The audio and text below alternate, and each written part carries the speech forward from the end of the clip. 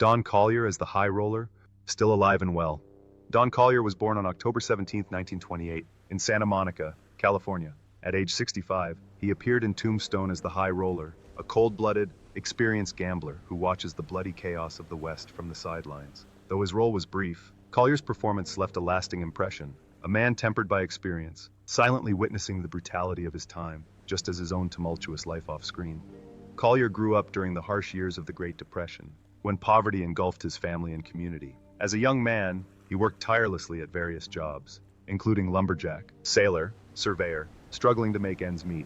After serving in the Navy, he decided to pursue an acting career, but his early years were challenging. His long battle with alcoholism and deep fear of failure led to him missing out on many opportunities. Despite notable roles in films such as El Dorado, 1966, and The War Wagon, 1967, his personal life was also troubled. His first marriage to Sharon Knight ended in divorce, leaving him to struggle with a deep loneliness that never went away, even after his remarriage to Mary Lou. Though he later found solace in his life through hosting shows like The Desert Speaks and performing solo, sadness lingered, especially as friends and colleagues from his heyday passed away, leaving him feeling lost in memories of a bygone era. Don Collier died of lung cancer on September 13, 2021, in Harrodsburg, Kentucky, at the age of 92. He left behind a net worth of about $3 million, a modest sum for someone who had spent nearly 7 decades in the film industry, but a reminder of a steadfast performer who quietly devoted himself, never seeking the spotlight, to his role as Marshal Fred White.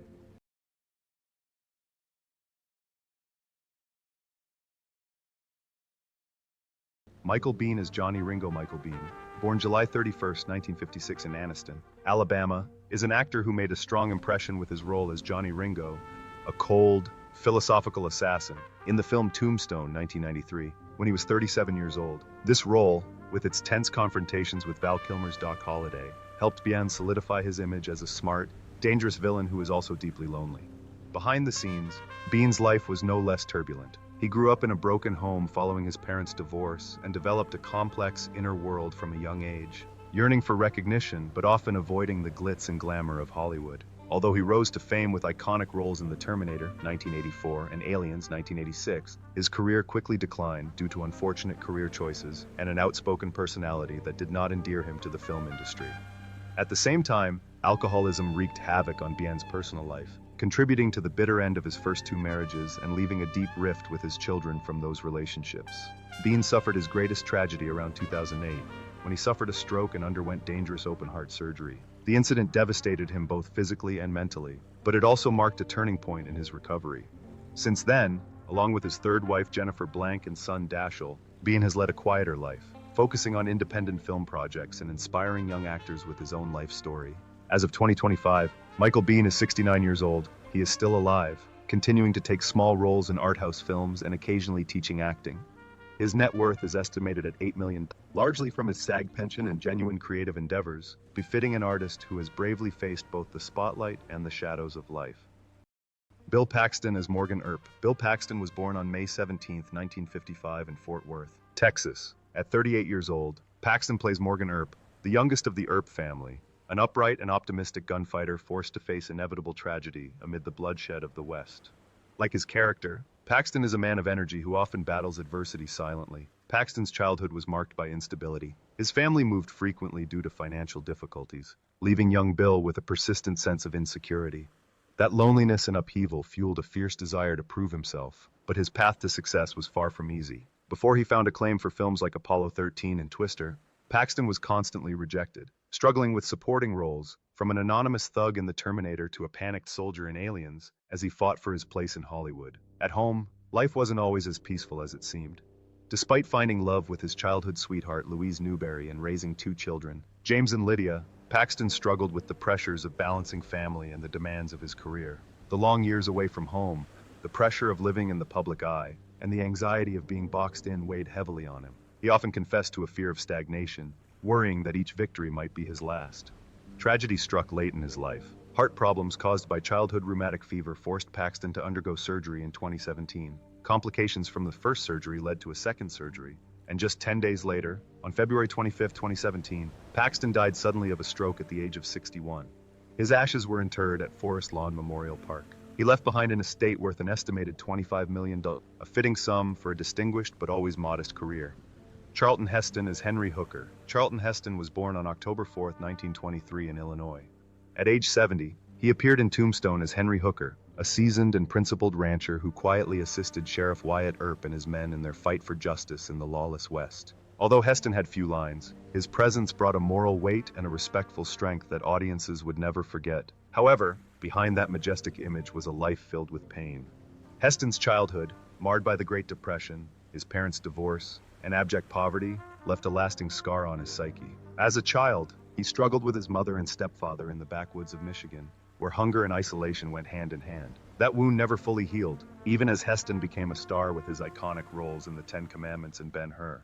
Ironically, as his fame grew, he became more and more distant from those closest to him. Despite being married to Lydia Clark for 64 years and father to Fraser and Holly, Heston often seemed distant from his family. Wallowing in the loneliness of being a real-life hero, he turned to alcohol to relieve the pressures and voids that fame could not fill. Towards the end of his life, Heston faced his own darkness. Nearing 80, in 2000, he entered rehab. Not long after, Alzheimer's disease crept in, robbing him of the memories that had defined him. On April 5, 2008, Charlton Heston died in his sleep at his Beverly Hills home at the age of 84. By his bedside was Lydia, who had seen both the light and the dark of his life. His net worth was estimated at $40 million, but his image, a hero on screen and a lonely soul in life. Powers Booth as Curly Bill Brocious. Powers Booth was born on June 1, 1948 in the impoverished town of Snyder, Texas. At 45, he portrayed the fierce and charismatic Curly Bill Brocious, a ruthless outlaw who wreaked havoc across the Wild West. Booth's performance was more than a role. It reflected a man who appeared strong and resilient on the outside, but secretly struggled with inner demons and deep loneliness. Booth's early years were filled with loss. His father's death left a void that nothing could fill. His grief fueled his determination to rise above his circumstances. He excelled in school, sports, and eventually found his calling in the arts. His breakthrough came in 1980 with Guyana Tragedy, the story of Jim Jones, which earned him an Emmy, but fame also brought new challenges. Booth was cast in dark villainous roles. The characters he identified with gradually consumed his spirit and dragged him into silent depression. On the surface, Booth's personal life seemed stable. He spent nearly 50 years with Pam Cole, his college sweetheart, and together they raised 2 children, Paris and Preston. Behind the glamour, however, Booth spent long periods of time away from his family, as the demands of his career created invisible distances. On screen, he appeared authoritative and cold. Off-screen, he faced long nights of loneliness and self-doubt. In his final years, Booth quietly battled pancreatic cancer. Despite his failing health, he poured his heart into his final roles on Nashville and Agents of S.H.I.E.L.D. On May 14, 2017, Powers Booth died at the age of 68 in Los Angeles. His net worth was estimated at $8 million, a modest sum for a lifetime of work. Grant James as Dr. Goodfellow. Grant James was born on June 19, 1935 in Medina, Ohio. At 58, he played Dr. Goodfellow in Tombstone, 1993, a devoted doctor in the harsh West, helpless as blood flows around him. The role, though small, was a true reflection of Grant James in real life, a quiet, persistent man who often stayed on the fringes of the spotlight he yearned to reach. James's childhood was marked by the pain of a broken family and the separation of his parents, which left deep emotional scars.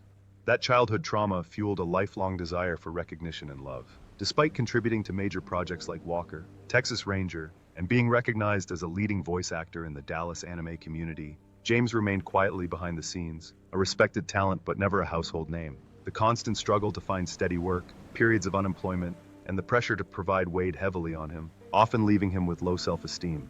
His personal life was no less turbulent. His first marriage to Barbara Grant ended after 6 years, and he carried a sense of guilt over his often estranged relationship with his children, especially his daughter Susan, who followed him into acting but died suddenly in 2009, leaving a void that has never been filled. Although he later found companionship in Julie Erickson, with whom he mentored countless young artists, loneliness continued to haunt him, especially as friends and colleagues drifted away.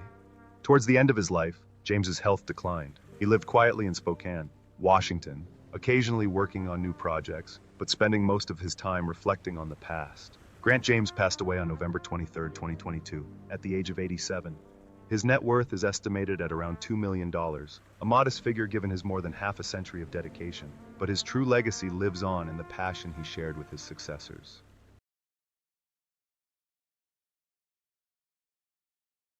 Sanford Gibbons as Father Feeney. Sanford Gibbons was born on September 5, 1933 in Kansas City, Missouri. At age 60, he plays Father Feeney, the compassionate priest who brings rare glimmers of hope and compassion to the violent and lawless West. For Gibbons, the role is more than a job. It is a source of comfort, a reflection of his own struggles and quiet resilience. From a young age, Gibbons felt trapped by the strict expectations of his religious family. Their devotion shaped him in many ways, but it also left him yearning for freedom, for a way to express himself beyond the rigid boundaries set for him. Acting was his escape, his chance to breathe. Early in his career, small roles in Alfred Hitchcock Presents and other 1960s television shows signaled a bright future. But Hollywood, he discovered, was anything but kind. The constant uncertainty about pay, the fierce competition, and the constant struggle for meaningful roles gradually wore him down. In times of weakness, he turned to alcohol for solace. But instead of comfort, it only added to his burden, casting a shadow over his life for many years. Gibbons soon found love and married actress Grace Williams. For a time, it seemed like they could build something solid and stable in an uncertain world. But the stress of long separations, small roles, and personal pain drove them apart. The divorce broke his heart, and although he loved his two children dearly, the distance between them grew over time, leaving him with lingering regrets for the rest of his life. He later remarried, hoping for a fresh start. But the emotional scars from his earlier struggles remained, and the loneliness never completely disappeared, no matter how many spiritual roles he played or how many comforting words he spoke on screen. In his later years, as the glow of his fame faded, Sanford Gibbons chose a quieter path.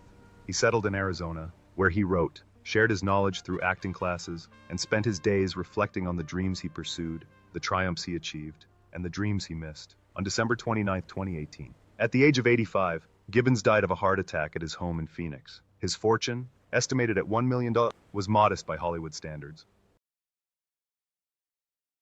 Robert Mitchum as narrator. Robert Charles Derman. Mitchum was born on August 6, 1917 in Bridgeport, Connecticut. At 76, Mitchum provided the voice of the narrator in Tombstone, with lines that were epic, almost mythical, a voice that reflected the tragedies he himself had experienced. Mitchum's life was filled with loss and hardship. His father died when Mitchum was 2 years old, leaving the boy to grow up in poverty, wandering from city to city. At age 16, he found himself in a reform school for a minor offense. At night, he lay awake listening to the sound of freight trains, recalling the days when he clung to the rail cars to find work. These harsh experiences shaped the rough, jaded character he brought to the screen. In Out of the Past, 1947, Mitchum was more than just a character. He lived in the shadows of his life. His marriage to Dorothy Spence, his teenage love, initially seemed to promise stability. But the lure of Hollywood and the lure of beautiful co-stars led Mitchum into a series of affairs with actresses such as Ava Gardner and Gene Simmons. All the while, Dorothy endured silently, staying by his side for nearly 60 years. Family tensions and personal failures pushed Mitchum deeper into drinking and smoking, habits that eventually took their toll. In his final years, Mitchum's body bore the brunt of his constant struggle. Lung cancer and emphysema gradually sapped the strength of the once tall man. The once powerful physique that had captivated audiences was now a shadow of its former self. His children, now grown and scattered, left him to face his loneliness and the ghosts of his memories. On July 1, 1997, Mitchum died in his sleep, with only Dorothy, the woman who had witnessed all his triumphs and heartbreaks, by his side. His estate is estimated at $10 million, but Mitchum's true legacy lies not in his wealth, but in his heroic, haunting performances that continue to live on in cinema and in the eyes of all who have seen his sad gaze on screen. Kurt Russell as Wyatt Earp. Kurt Russell was born on March 17, 1951 in Springfield, Massachusetts. At 42, he played Wyatt Earp, a legendary Western policeman, a tough, morally conflicted figure. The role mirrored elements of Russell's own life, a long career marked by both public success and personal challenges. Growing up the son of actor Bing Russell, Kurt was surrounded by fame from an early age. The expectations placed on him to follow in his father's footsteps made his childhood both bright and stifling. Breaking away from the Disney child star image, known for films like The Computer Wore Tennis Shoes, was no easy task. Even after making his mark in action films like Escape from New York and The Thing in the 1980s, he often felt boxed in, yearning for more complex roles. His personal life was also turbulent. His first marriage to Hubley ended in 1983 amid work pressures and a strained trust. The separation left Russell grappling with the pain of a broken family and the challenge of raising his son, Boston, while juggling the demands of acting.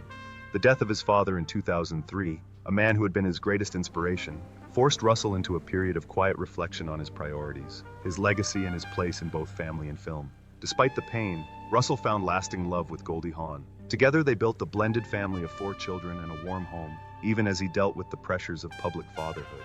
In recent years, with roles in The Hateful Eight and Once Upon a Time in Hollywood, Russell has chosen roles that honor his journey and the cinematic legacy he cherishes. Today, at 74, Kurt Russell remains a revered Hollywood icon. His net worth is estimated at $100 million, a testament to a career that spans more than 6 decades and includes unforgettable hits from Escape from New York to The Christmas Chronicles. Above all, he is remembered as a resilient actor who knows how to balance passion and responsibility, and constantly reinvents himself with each role. Pedro Armendariz Jr., as Father Pedro Armendariz Jr., was born on April 6, 1940, in Mexico City. At the age of 53, he appeared in Tombstone as Father Compassion, a gentle, compassionate character who brought a touch of grace to the harsh frontier. The role was deeply personal for Armendariz Jr., reflecting the pain and silent struggles that marked much of his life. From a young age, Armendariz carried the burden of living in the shadow of his legendary father, Pedro Armendariz Sr., and mother, Carmelita Bor Armendariz. Despite appearing in major international films such as Earthquake, 1974, and License to Kill, 1989, Armendariz Jr. was often relegated to supporting roles, his talents never fully recognized. Over time, that quiet frustration grew, leading him to struggle throughout his life to find a place where he could truly shine, a star that always seemed out of reach. His personal life was also filled with longing. 2 marriages, first to Carmen Patricia Arrieta and then to Carmen Salinas, had brought hope of a peaceful life, but the demands of his job, coupled with the long distances from home, created an irreparable distance. By the time he appeared in Amistad, 1997, and The Mask of Zorro, 1998, those distances had become abysses, and he often found himself alone in strange cities, weighed down by the guilt of a father and husband who felt he had failed. The greatest tragedy came in his later years. Diagnosed with eye cancer, Armendariz Jr. faced not only health risks but also the loss of his sight, the gift that had bound him to his craft and his passion. Although he continued to fight, starring in films such as Once Upon a Time in Mexico, 2003, and The Legend of Zorro, 2005, his health gradually declined. The disease not only consumed his body but also haunted him with dreams of roles he would never get. On December 26, 2011, Pedro Armendariz Jr. died in New York at the age of 71. He left behind a net worth of about $4 million, a modest sum for a lifetime of dedication. He was buried next to his father in Mexico City, closing a chapter in the life of quiet struggle and tireless dedication to the arts. Harry George Carey Jr. was born on May 16, 1921, in the farming community of Saugus, California. At age 72, he took on the role of Marshal Fred White in Tombstone, a kindly old sheriff who clings to the ideals of justice amid the violent and chaotic West. Despite his brief screen time, Carey Jr. delivered a memorable performance, portraying a man of integrity who fights for law and order, but ultimately falls victim to senseless violence. As a child, Carey Jr. lived in the shadow of his parents, silent film legend Harry Carey and actress Olive Carey. Growing up on film sets, he became part of John Ford's film family, appearing in classics such as Three Godfathers, 1948, and The Searchers, 1956. Yet throughout his life, he struggled to be seen as more than just Harry Carey's son, a label that often acted as a shackle in his quest to establish his own identity. His personal life was also fraught with heartache. His marriage to Marilyn Fix seemed to have survived the storms of the decades. But in 1989, tragedy struck when their eldest son, Stephen, died suddenly.